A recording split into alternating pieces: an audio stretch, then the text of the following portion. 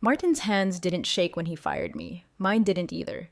But the room went quiet in that particular way it does right before a car crash, when everyone sees it coming and pretends it's not already mid-impact.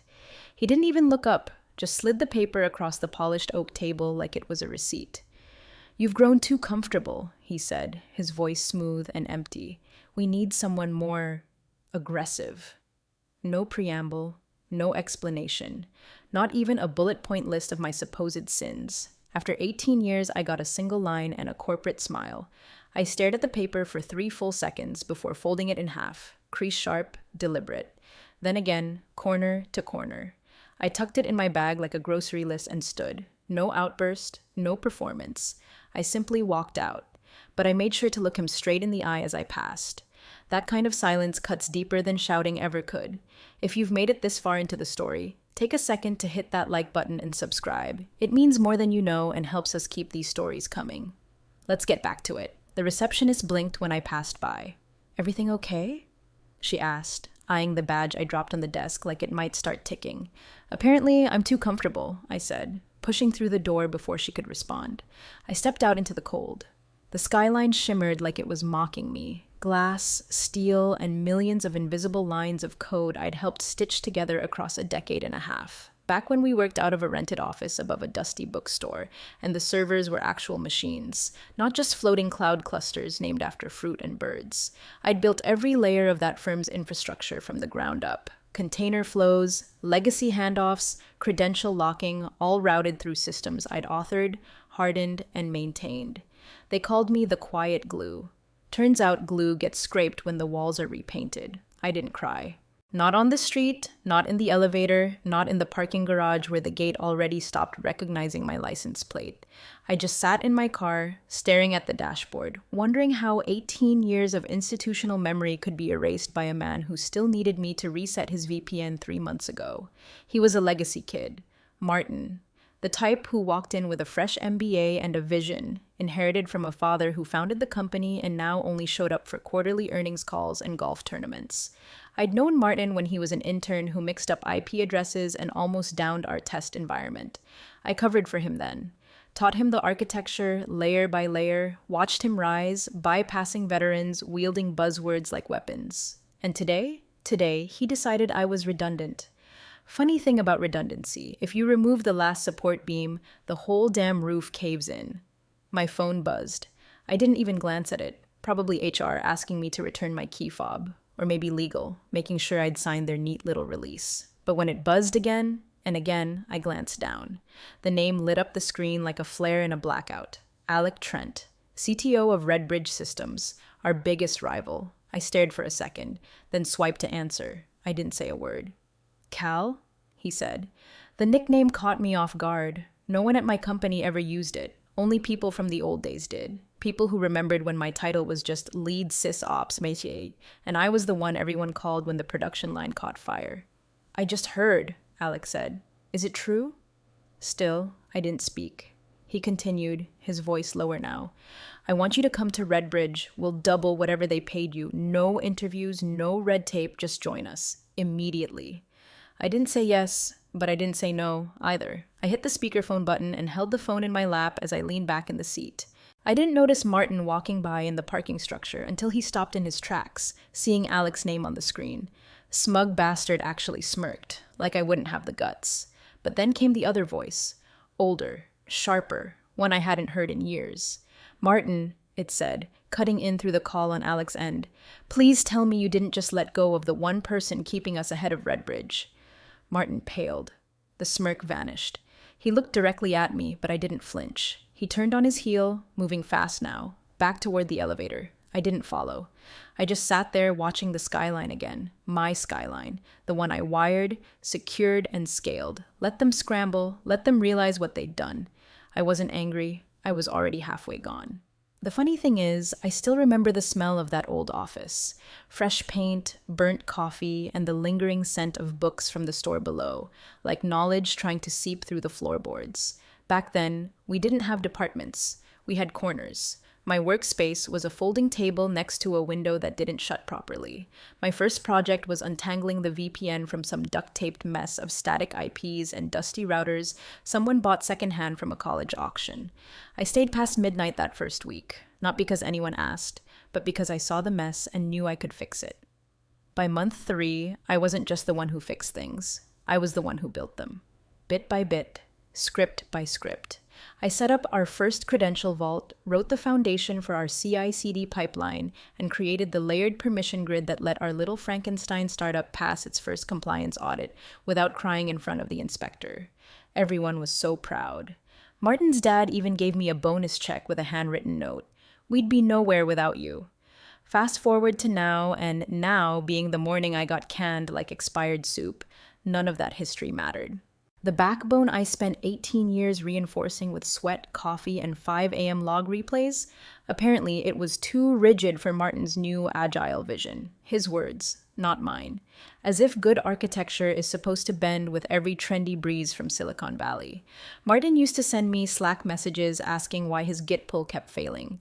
I used to fix his merge conflicts behind the scenes without telling him, just to save him the embarrassment.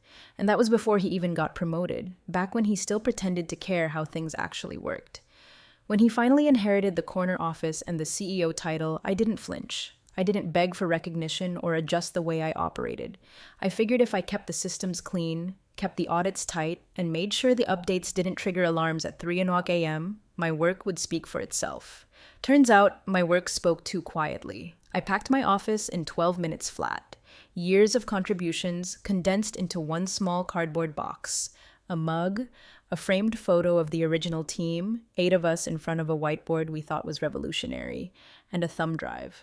Not with code. Just a text file of quotes from meetings over the years that made me laugh, like the time Martin asked what a daemon was and then got spooked when I told him one was running on every server, or the time his dad, during a lunch run, said, "Cal's the kind of person who builds quietly and leaves loudly."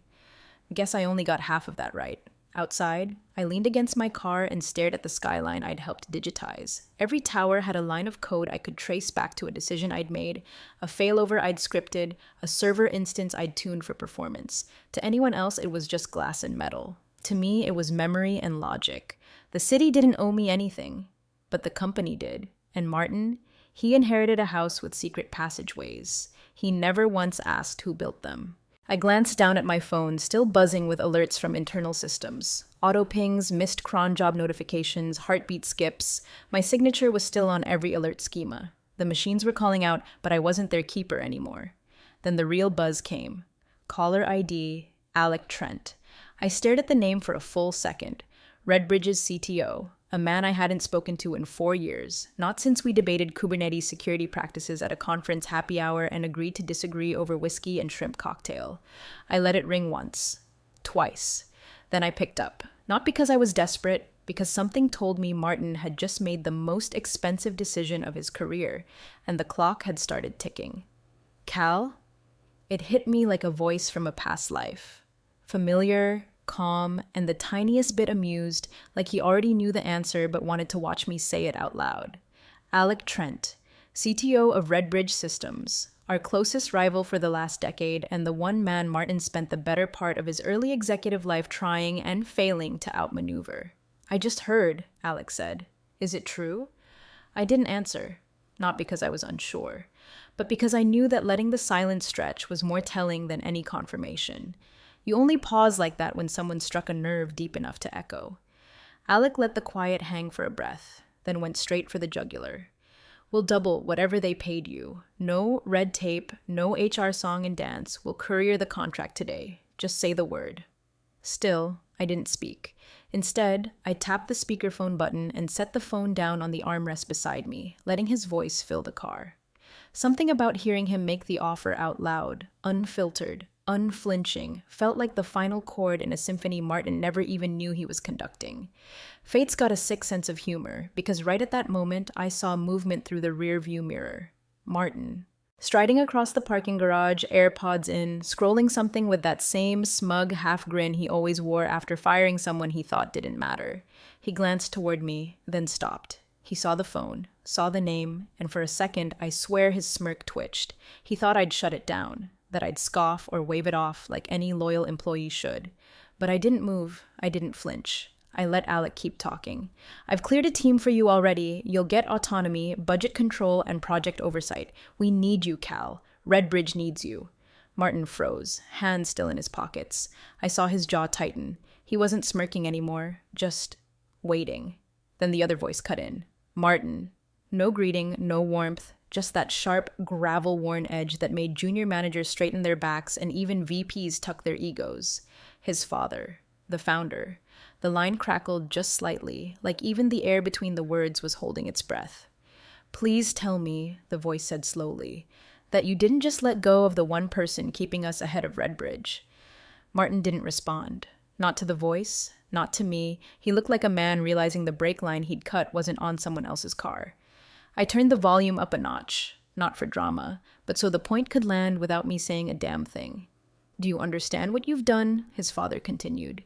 Do you understand what it means to hand the keys to your architecture, to your future roadmap, to our biggest threat? The silence on Martin's end said everything. He had nothing. No defense, no strategy. Just a pair of expensive shoes squeaking on cold concrete and the weight of a decision that couldn't be walked back. He started to open his mouth, then stopped. Good call. Because even if he tried to spin it, paint it as a strategic pivot or cultural reset, nothing he said would matter now. Not with Alex still speaking, still pitching, still planning the next chapter with me in the lead seat. I'll send the initial terms in the next 15 minutes, Alex said. You don't need to answer now. Just know it's yours. The moment you say yes. Then, more quietly, as if he knew who might be listening. I've been waiting for this opportunity since the day they promoted that kid. The call ended. Clean. Final. Martin was still staring at me, the same way someone stares at a machine they've unplugged, only to realize it was powering the whole building. I didn't wave, didn't gloat, just looked back with the same expression I gave him in that conference room, the one that said, you didn't just lose an employee, you lost the map, the compass, and the person who knew where the bodies were buried and which servers they were buried under. And now I had options, and he had consequences. I got home just before noon. The sunlight was spilling across the kitchen tile like nothing had happened, like the world outside hadn't shifted on its axis. I didn't take off my coat. I just sat at the table, laptop already open, contract already waiting. Alex's team had sent it while I was still in the garage. 12-month engagement, full autonomy, direct reporting line to him, and a clean budget. No layered approvals, no office politics, no run it by Martin first, and I didn't even bring up the money. They offered double before I could ask. That told me everything I needed to know. I e-signed with steady hands. 5 minutes later, I dropped my phone on silent. Not off, just out of reach, because I knew what was coming.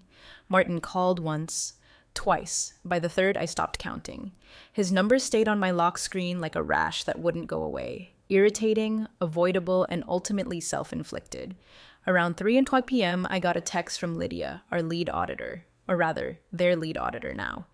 Cal, are you available? Something's wrong with the update push. No one can verify the patch integrity, and we're 5 days from queue close. I stared at the message for a full minute, then locked my screen again. They didn't understand that I hadn't just built the process, I'd woven it into muscle memory. The entire patch management framework was held together by dependencies no one had ever documented properly, because I was the documentation. When they upgraded systems last year, I'd built an adaptive script in an older language. Go, wrapped with some custom shell bindings. No one liked touching it. It wasn't flashy, didn't have a pretty UI, but it worked, reliably, every time, until I was gone. They probably thought they could swap me out like a bad fuse, but what they pulled was the main breaker. I made a cup of tea and sat on the balcony. The city below hummed with its usual rhythm, honking cars, footsteps on concrete, occasional sirens slicing through the distance. And somewhere in an office I'd helped build, a team of DevOps engineers were staring at a terminal they didn't know how to tame. I pictured the Slack channels blowing up. Does anyone have access to Cal's scripts? Where did she store the rollback logic? Why does the build freeze when it hits phase 3? And the best one, I imagined, came from Martin himself. Can someone explain why our compliance tool is flagging our own patch as a threat? I didn't laugh, but I smiled. Around 6:00 p.m., Alec messaged, "Welcome to Redbridge. Let me know when you want to meet the team. No rush." No rush. I was already planning my first build. I knew which systems I wanted to overhaul. I'd been mapping them in my head for years. All the flaws I'd seen in our old stack, Martin's stack now, I could finally fix. Clean, secure, efficient. This time, without politics slowing down every decision. At 6:17 p.m. Meyasu, another call came through. Unknown number. I answered on instinct, expecting a recruiter maybe, but it was familiar. Cal, hey, it's Darren from compliance. Look, we've got a flag from the licensing engine. Something about the sandbox permissions you set last year. No one can get into the virtual environment for audit replay, and the credential chain loops back to your key. Pause. And, legal says the approval log shows your name as the final custodian. Is that... Can we override that? I took a sip of tea. Not my system anymore, I said quietly, and not my problem. He started to stammer, but I'd already ended the call. They never asked how things worked when I was there. Now they could figure it out without me. The press release hit just after 9 Honik a.m., timed perfectly to land in inboxes before the first coffee refill. Redbridge's logo, clean and sharp against a white background, with a headline that didn't shout. It just stood there and watched the ripple start. Cal Brennan joins Redbridge Systems as lead systems architect to oversee next-generation scalability and infrastructure development. That was it. No buzzwords, no gushing statements, just facts. They didn't need flair, the name was enough. The photo was even simpler. Me in a navy button-up, arms crossed, expression neutral. No dramatic lighting, no overproduced boardroom backdrop. Just a clean shot from my first onboarding meeting, snapped on a phone by someone who clearly understood that power doesn't need to be loud to be lethal. And it landed hard.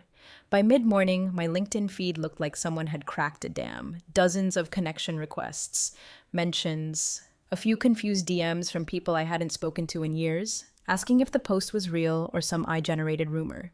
One even messaged, "Wait, weren't you just at Onyx?"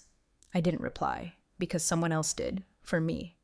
Alec reposted the announcement with one line above it. Some decisions make themselves. Within the hour, the shock started spreading. Our largest mutual client, a massive logistics chain that both Onyx and Redbridge had been vying for over the years, sent an internal request titled Reassessment of Current Vendor Alignment.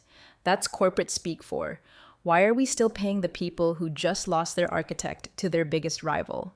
The same afternoon, an anonymous tip surfaced on the industry forums about lead architect turnover at Onyx and its potential impact on Q4 system performance.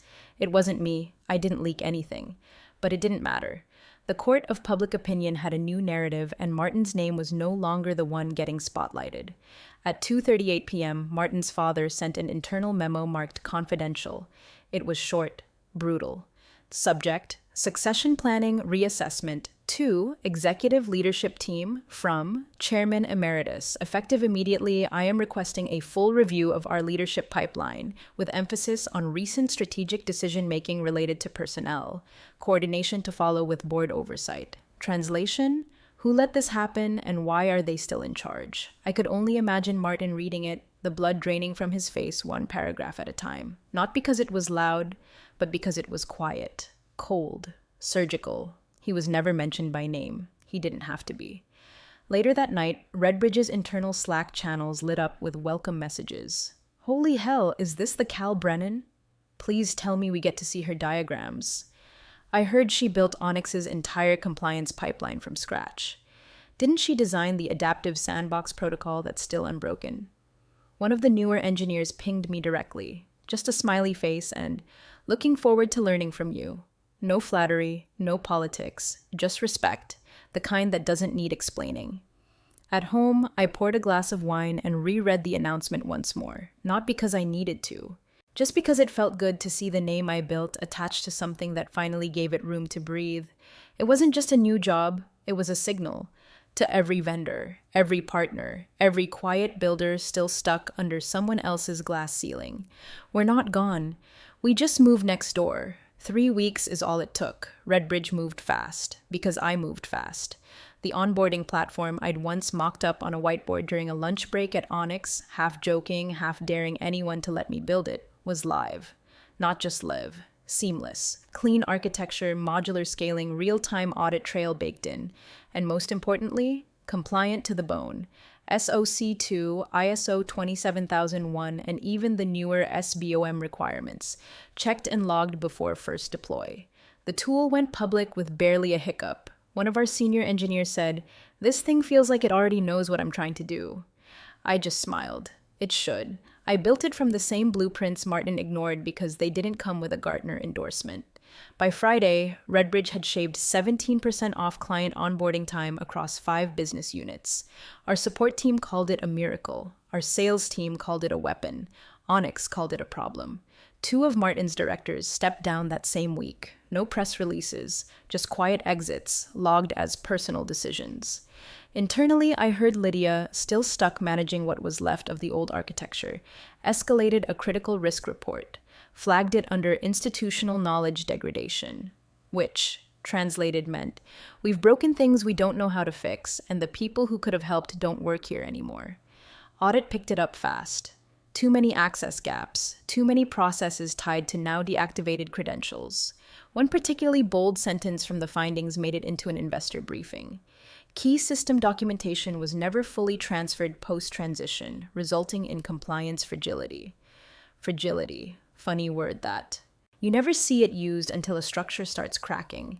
The next Monday, a blog post from a mid-tier industry site surfaced titled, "The Cal Brennan Effect: How Losing One Engineer Exposed an Entire Company's Weaknesses." It wasn't flattering. It was clinical. Redbridge's announcement, my system rollout, Onyx's internal turbulence. It connected the dots slowly, methodically, and made Martin look like a kid who lit a match in a fireworks warehouse just to impress his friends. Investors started asking questions, the kind you don't answer in earnings calls. What systems did she take with her? Who signed off on the termination package? Did we verify IP transfer clauses before the departure?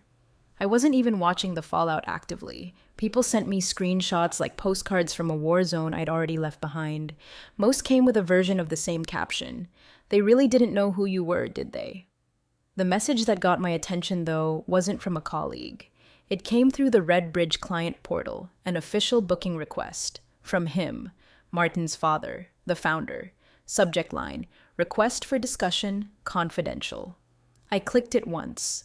Just enough to confirm the ID. The old man had gone quiet the day I left. No public statement, no apology, just vanished behind the marble walls of the boardroom like he always did when Martin made a mess he didn't want to clean up himself. And now here he was, scheduling time on my calendar through my new firm. No secretary, no assistant, just a direct request, slotted neatly between a vendor debrief and a scalability sync. I accepted it without comment. He knew what he was doing. He wasn't coming to make things right. He was coming to understand the cost. And I was ready to show him the receipt. He walked in alone.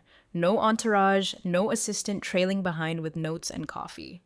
Just a leather folio under his arm, the same type he used to carry back when the company had a staff of 20 and still held meetings in the back of a sandwich shop. He didn't offer a handshake, didn't sit right away, just stood in the doorway of the Redbridge conference room, taking in the walls, the sleek monitors, the clean lines of a space designed for people who actually built things, not just approved them. "I'm not here to poach you back," he said quietly, eyes scanning the skyline through the floor-to-ceiling glass. "That would be inappropriate."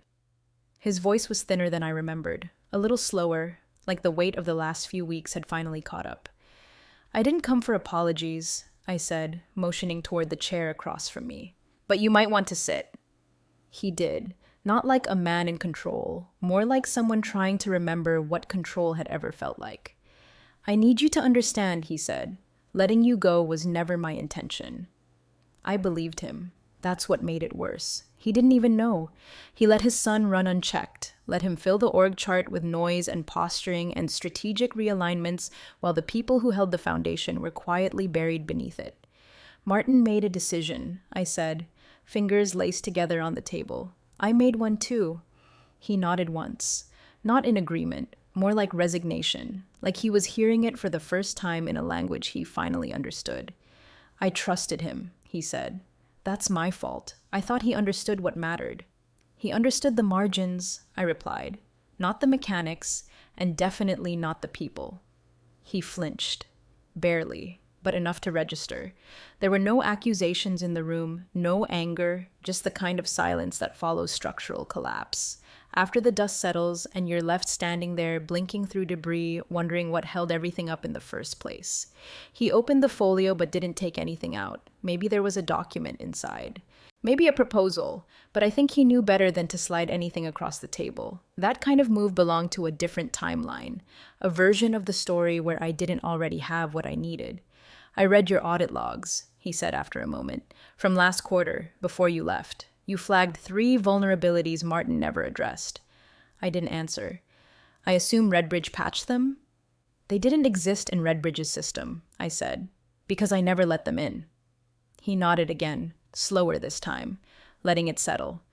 I studied him for a moment, the man who once called me the company's quiet backbone, who handed me a bonus check when we landed our first federal contract, who used to stop by my desk to ask how things actually worked, before legacy became legacy and he started trusting titles over track records. Now, sitting across from me, he looked tired, and for once, silent. The hierarchy had shifted, not because someone took power, but because someone finally realized who had it all along. He didn't ask for anything at the end, not a return, not forgiveness, just sat with the weight of his own oversight, of a system he built, then abandoned to someone who never understood the schematics. When he stood, I stood too. He didn't say goodbye. He just nodded. And this time, I didn't nod back.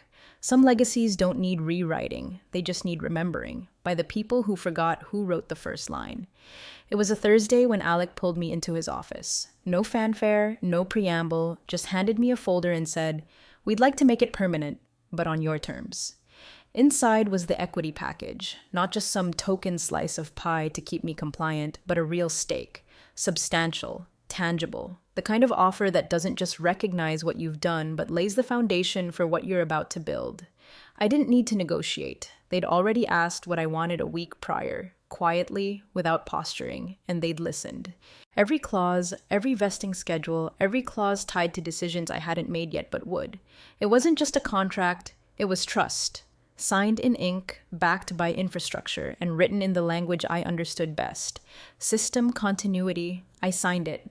Not out of spite, not because I wanted to prove anything to Martin, but because Redbridge never once asked me to be louder. Just more me, and that was all I needed. The next day, Onyx released a press statement. Martin Renner has decided to step down from his role as CEO to pursue new ventures. The board thanks him for his contributions and leadership. That was it. No quotes from the founder, no gushing tributes, just a single photo, cropped tightly, neutral background, the kind of shot companies use when they're trying to forget someone without making it look like they are. The internal chatter spilled out within hours. Apparently, the board vote had been swift. Lydia texted me a single line. He didn't even pack his own office. The vacuum left behind was palpable, but not chaotic, because once the wrong person leaves, things don't fall apart. They stabilize, quietly, naturally, like a system finally purging corrupted code. Redbridge, meanwhile, kept building. We launched our sandbox simulation suite 2 weeks ahead of schedule. Our support backlog dropped by 23%. One of the investors stopped by my desk during a tour and said, "So you're the reason Alec's been sleeping again." I just smiled. Didn't need to say a thing. Back at Onyx, their new interim CEO was already circulating press quotes about restoring operational excellence. I didn't care. That chapter had closed the moment Martin slid that termination letter across the table without even saying thank you. Now, my name was on systems that worked, contracts that held, diagrams that people actually read.